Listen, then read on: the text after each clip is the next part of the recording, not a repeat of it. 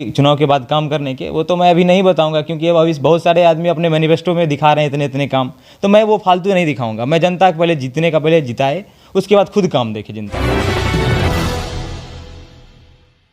मैं आदर्श कुमार, पंचायती सियासत कार्यक्रम के तहत लगातार हर क्षेत्र का हम दौरा कर रहे हैं। इसी क्रम में हम पहुंच चुके हैं कटिहार जिले के कदवा प्रखंड में, और हमारे साथ एक खास मेहमान जुड़ चुके हैं, रोशन झा जी, जो कि अपनी मम्मी रानी झा को पंचायत समिति सदस्य की उम्मीदवार बनाया है। तो आइए जानते हैं आखिर किन मुद्दों को लेकर ये चुनाव लड़ रहे हैं और आखिर क्या कमियां पंचायत में रह गई है। सबसे पहले रोशन जी, स्वागत है हमारा खास कार्यक्रम पंचायती सियासत में। जी, पहले तो कदवा की जनता को मेरा प्रणाम जी। और मेरी मम्मी इस बार पंचायत समिति निर्वाचन क्षेत्र संख्या 27 से लड़ रही है, जिसके निवेदक के रूप में मैं खुद स्वयं कार्य कर रहा हूँ अभी।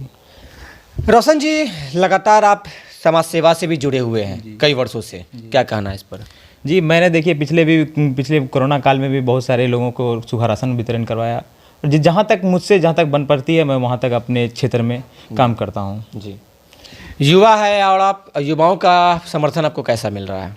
जी, युवाओं का समर्थन है, इसी वजह से हम सबसे ज़्यादा अभी बहुत अच्छे पोजीशन पे भी चल रहे हैं, और युवाओं का पूरा साथ पूरे 8 वार्ड में मुड़े युवाओं का बहुत अच्छा पकड़ बना हुआ है, जिस कारण से हम आज इतने दूर तक पहुँचे हुए हैं। क्षेत्र में सर क्या कमियां नजर आई कि चुनाव लड़ना पड़ रहा है इस बार? क्षेत्र में बहुत सारे करप्शन और भ्रष्टाचार इतने बढ़ चुके हैं कि आज की जो राजनीतिक हो रही है, अब युवाओं को आना चाहिए। इसलिए मैंने इस बार सोचा कि मैं खुद इस बार मम्मी को कैंडिडेट बना के मैं निवेदक के रूप में काम करूं। चुनाव सर आप भी लड़ सकते थे? नहीं, मेरी कुछ अपनी परेशानियां थी, जिस कारण से हमने चुनाव नहीं लड़ा। क्या लगता है किस तरह से बदलाव करेंगे आप क्षेत्र का? पहले तो जनता अगर मुझे अपने बहुमूल्य वोट देकर अगर मुझे विजय बनाती है, तो जनता को मैं तो ये तो पिछले दोबारा जो चुनाव होगा 5 साल के बाद, आगामी चुनाव के बाद, जो इसके बाद जो होगा, तो मुझे लगता है कि मैं इतना काम कर दूंगा कि अगले बार पिछले बार चुनाव में मुझे वोट मांगने की जरूरत नहीं पड़े जी। तो बहुत सारे मुद्दे हैं जो चुनाव के बाद काम करने के, वो तो मैं अभी नहीं बताऊंगा, क्योंकि अब अभी बहुत सारे आदमी अपने मैनिफेस्टो में दिखा रहे हैं इतने इतने काम, तो मैं वो फालतू नहीं दिखाऊंगा। मैं जनता को पहले जीतने का पहले जिताए, उसके बाद खुद काम देखे जनता। मुख्य कमियां सर क्या दिखाई पड़ रही है आपको? बहुत सारे योजनाओं में भी जाने करप्शन इतने हुए हैं कि जैसे करके राशन कार्ड बहुत सारे घर में नहीं बने हुए हैं, वृद्धा पेंशन बहुतों को नहीं मिल रहे हैं, और आवास योजना जो इतना करप्शन हो रहा है कि ये 10-10 हज़ार रुपये के जो करप्शन चल रहे हैं, ये सब बहुत सारे करप्शन है, जिस कारण से मुझे दिख रहा है एक कमियाँ भी। क्या लगता है क्षेत्र की जनता आपको आप पर भरोसा करेगी?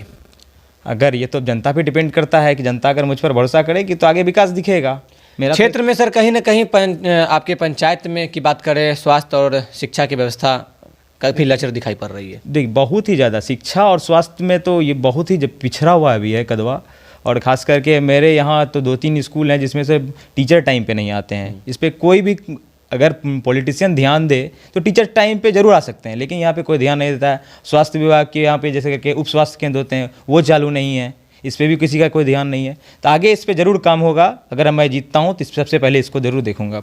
परिचय सर आपका? मेरा नाम रोशन कुमार झा, घर नूनगढ़ा। मेरी मम्मी रानी झा, पंचायत समिति उम्मीदवार, निर्वाचन क्षेत्र संख्या 27। सिंबल सर क्या मिला आपको? मुझे डोली छाप मिला है, जो कि क्रमशः 6 संख्या इसमें ईवीएम में 6 संख्या में है क्रमशः में। और मतदाताओं सबसे मैं यही कहना चाहूँगा कि किसी को भी वोट करें, एक अच्छे इंसान को वोट करें और मतदान जरूर करें, मेरा यही अपील रहेगा जी। तो अभी आपने सुना रोशन झा जी को, जिन्होंने कदवा पंचायत से अपनी मां रानी झा को पंचायत समिति सदस्य की उम्मीदवार बनाया है। तो हमारे साथ बने रहे, तब तक के लिए धन्यवाद।